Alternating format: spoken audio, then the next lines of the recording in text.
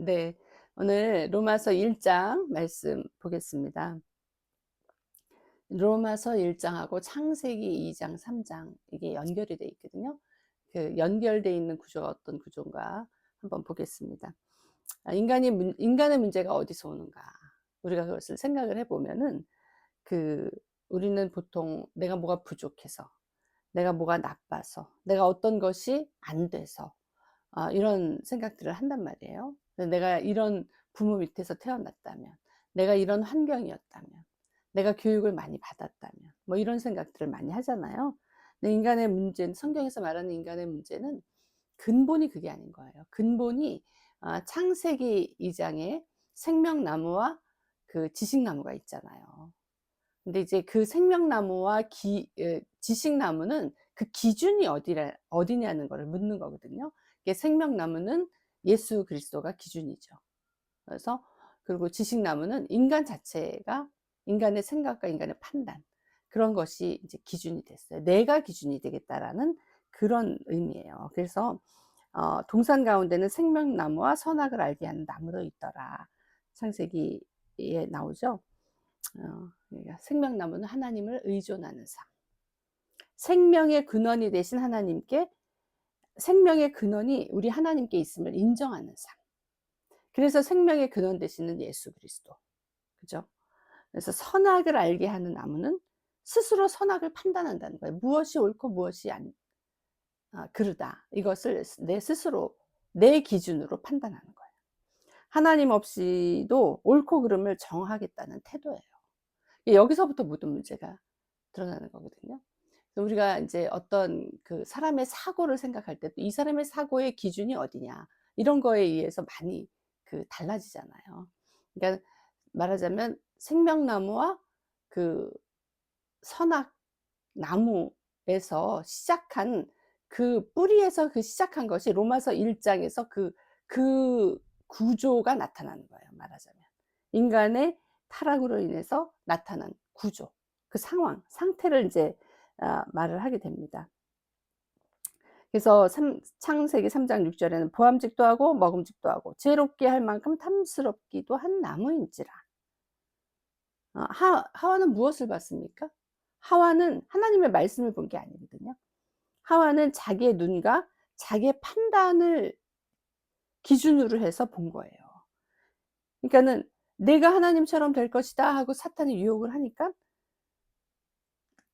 그 말은 어떤 말이냐면 "네가 기준이 되어라. 네가 하나님이 되어서 너의 기준으로 살아라." 이 얘기잖아요. 그죠? 타락의 본질은 하나님을 떠난 거예요.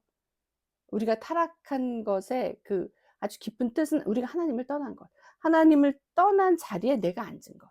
그래서 로마서 1장 28 절에 보면 어 마음에 하나님 두기를 싫어하며 하나님께서 그들을 상실한 마음대로 내버려 두사, 이 말이 나오거든요. 상실한 마음대로. 마음이 상실한 마음. 뭘 상실했어요? 하나님을 상실한 마음대로. 그 상태로 그냥 내버려 두는 거예요. 하나님이 거기서 막 어떤 죽이고 막 이런 그게 바로 들어간 게 아니에요. 하나님을 상실한 마음 상태로 살아야 되는 거예요, 타락한 결과는. 그러니까 하나님이 로마서 1장 보면은 복음은 뭐라 그랬어요? 복음은 모든 믿는 자에게 구원을 주시는 하나님의 능력이 됨이라. 왜 복된 소식을 왜 우리 예수 그리스도 하나님의 아들의 복음을 우리에게 주셔야만 됐을까요? 우리가 이미 상실한 상태이기 때문에 그 아들의 영이 우리에게 와야만 되는 거예요. 아들로 인해서 그 복음을 우리에게 주셔야만 되는 거예요. 그래야지 우리가 다시 그 상실한 상태에서 회복이 되는 거죠. 그것을 하나님이 하신 거예요. 그 아들을 통해서 우리에게 그것을 하셨어요. 아들이 육체로 이 땅에 오셔서 십자가에 달려 죽으셔서 부활하셔서 승천하셔서 이 과정을 다 하시면서 아들을 우리에게 그 영으로 보내주신 거예요. 그 아들의 영이 우리에게 왔어요. 그래서 우리를 그 상실한 마음 상태에서 다시 회복의 마음 상태로 하나님이 바꿔주신 사건이에요, 십자가 사건은. 그래서 어떻게 보면은 십자가가 어디에 뭡니까? 그 나무에 하나님의 아들인 예수 그리스도가 달리신 사건이잖아요. 생명나무로 인해서 우리가 먹고 그분과 더불어 살아야 되는데 선악과를 택함으로 인해서 그 선악과의 그 과실을 먹음으로 인해서 타락을 했잖아요. 내 기준으로 살면서 하나님을 상실한 상태로 살아야 되는 거잖아요. 거기에 그 나무에 그 타락한 나무 자체 그 하나님이 기준이 아닌 내가 기준인 그 나무에 예수님이 달리신 거예요. 예수님이 달리서 거기서 피를 뿌리사 거기서 생명을 주신 거예요. 그래서 이 타락한 그 생명나무가 아닌 선악과를 택한 인간을 거기서 회복시키신 거예요. 거기서 회복을 시키시고 거기서 우리의 생각과 우리의 판단의 기준을 예수 그리스도의 기준으로 바꾼 사건이에요. 그래서 예수 그리스도가 우리의 기준이고 예수 그리스도께로 돌아갈 수밖에 없는 그 복음을 우리에게 주신 사건이에요. 그래서 확실하게 우리를 하나님께서 그 하나님의 능력으로 살린 사건이에요. 그래서 복음은 구원을 주시는 하나님의 능력이 됩니다. 복음에는 하나님의 의가 나타나서 믿음으로 믿음에 이르게 하나니 기록된 바 오직 의인은 믿음으로 말미암아 살리라. 우리의 행실과 우리의 어떤 그 나의 의와 나의 그 어떠한 그 결심과 나의 뜻으로 하는 게 아니라 하나님이 예수 그리스도를 통해서 다 하신 것을 우리가 받는 거예요. 그래서 로마서에 보면은 계속 받는다 이런 말이 나오거든요.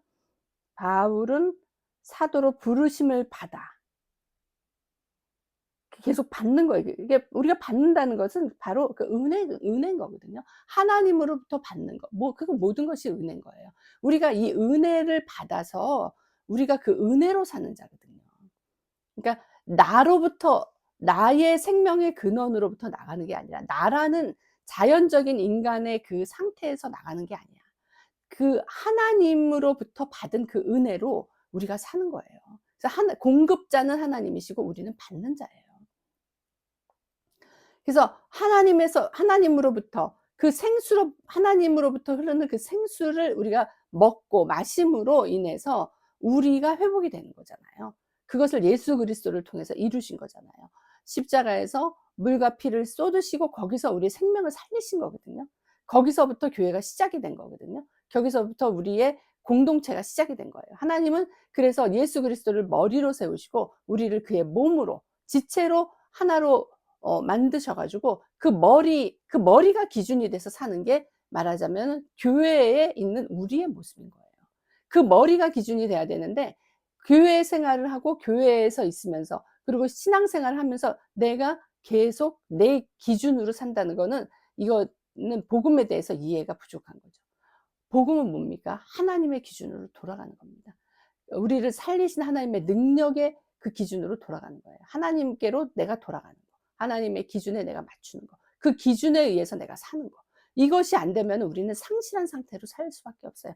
그래서 로마서 그 뒤에 보면은 뒤 후반부에 보면은 어떤 말씀이 나오냐면 그 상실한 상태에서 어 상실한 28절에 보면 그 상실한 마음대로 내어 버려 두사 합당치 못한 일을 하게 하셨으니 곧 모든 불의와 추악과 탐욕과 악의가 가득한 자요 시기와 살인 분쟁 사기 악독이 가득한 자요 수군수군하는 자요 비방하는 자요 하나님의 미워하시는 자요 능욕하는 자요 교만한 자요 자랑하는 자요 악을 도모하는 자요 부모를 거역하는 자요 우매한 자요 배약하는 자요 무정한 자요 무자비한 자라.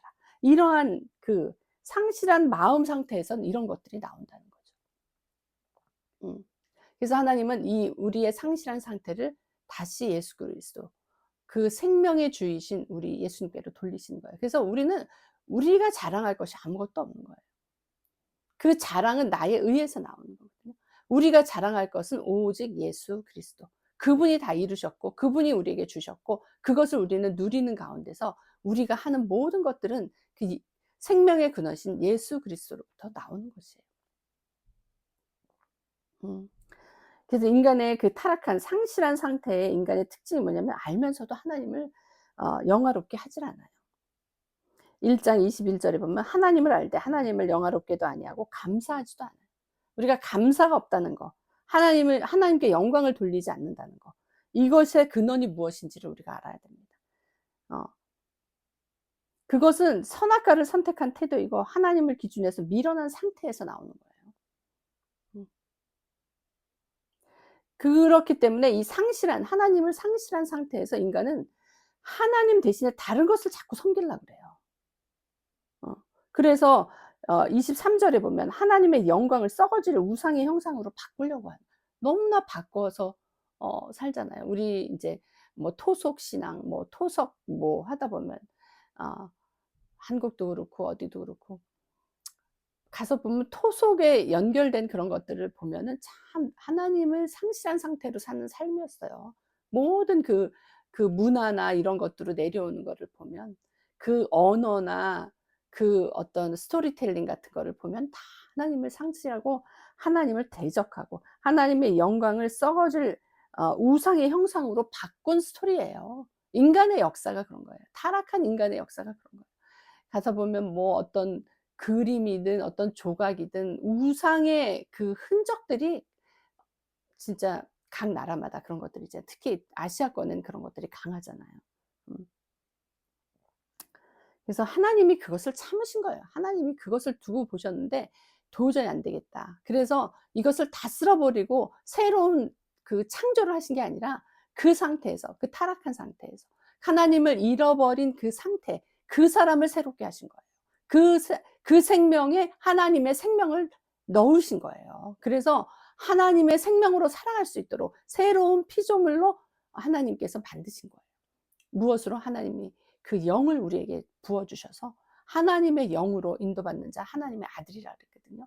하나님의 영으로 우리를 새롭게 하시고 그 예수 그리스도의 보혈의 피로 우리를 새롭게 하셔서 그 영을 우리에게 주셔서 우리를 새로운 피조물로 이 땅에서 살아가게 하신 거예요. 그러니까 우리가 지금 이 처해 있는 환경은 어떻게 보면 똑같을 수도 있어요. 그렇지만 그 내용은 완전히 다른 내용이죠. 타락한 하나님을 상실한 그 상태가 아니라 우리는 하나님을 다시 회복한 하나님에 의해서 새로운 피조물로 다시 살아가는 어 생명의 근원 되시는 예수 그리스도가 내 안에 계셔서 그 생수가 매일 나로부터 내 안에 깊은 그 우물로부터 그 나오는 새로운 피조물로 살아가는 존재라는 것입니다. 그것이 얼마나 감사하고 하나님께 영광을 돌려야 되는 것인지 우리가 깨달아야 됩니다. 그래서 은혜를 받고 그 은혜가 무엇인지를 알게 되면 당연히 감사가 나올 수밖에 없습니다. 이 환경이 중요한 게 아니에요. 환경이 어떻든 간에 하나님이 나의 존재를 축복의 존재로 바꿔 주셨다는 거.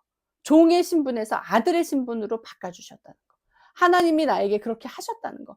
하나님은 뭐가 부족하세요? 하나님은 하나님이신데. 그런데도 그 하나님을 상실한 그 상태를 잊지 않으시고 우리에게 다시 오셔서 그것도 어떻게 오셨어요?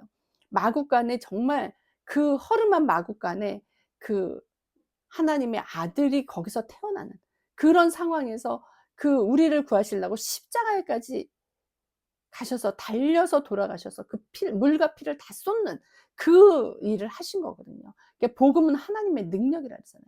하나님의 능력으로 우리를 살리신 거예요. 그래서 하나님이 우리에게 하신 일, 그것을 기념하고 그것을 기억하고 그것을 계속 감사하며 하나님께 영광이 돌리는 삶이 우리가 돼야 되는 거죠. 그 은혜를 우리가 받은 자입니다. 은혜를 받았다면 느껴야 되는 거예요. 너무나 그냥 감사하고 좋은 거예요. 은혜를 받았다면 내가 진짜 어떠한 상황에 있든지 간에 하나님으로 인해서 우리가 기뻐하는 사람이 돼야 되는 거죠. 그것이 당연한 거고 그것이 하나님을 믿는 우리의 자세일 줄 믿습니다. 그거는 강요나 어떤 율법에 이거를 해라, 이거를 하지 마라 이렇게 해서 나오는 것이 아니라 그냥 하나님으로부터 오는 그 은혜를 받았을 때 나오는 자연스러운 반응인 거죠. 감사는 우리가 은혜를 받았을 때 그 은혜가 뭔지를 깨달았을 때 나오는 자연스러운 반응인 거예요. 그것을 하나님께 드릴 줄 아는 그것과 그 감사가 들렸을 때 하나님과 우리가 정말 더 친밀해지고 하나가 되는 그런 상태가 되는 거죠. 그래서 우리는 어떤 이제 그 은혜를 받은 자로서 하나님께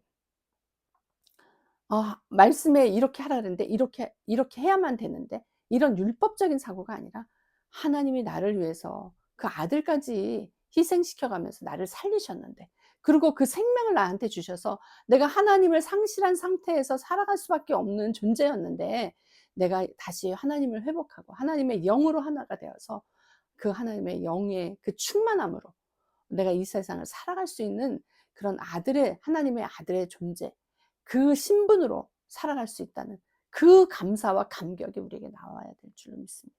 하나님께서 우리에게 그것을 이루셨습니다.